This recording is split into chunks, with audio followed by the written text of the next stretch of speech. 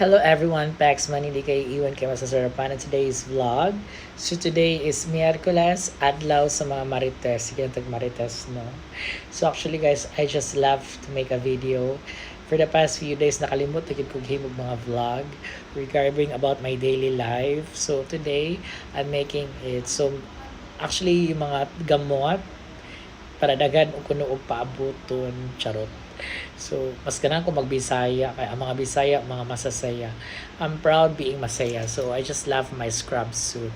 So from large to medium, hopefully small. Grabe ang ato ang OMAD.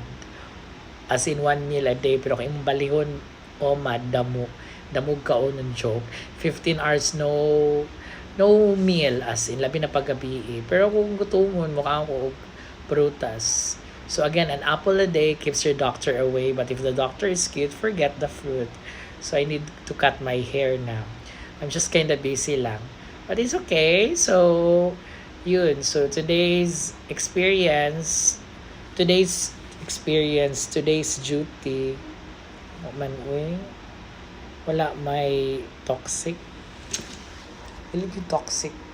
Labi na kay Dre Dapita. Na favorite din ako.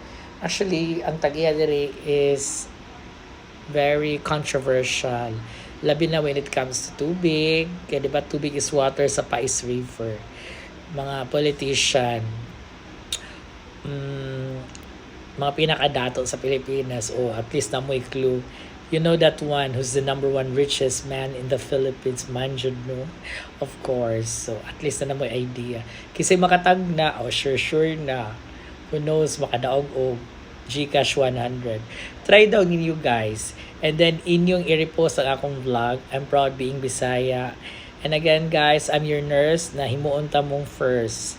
Nabisag unsa ta ka busy, put our pasyente number one priority.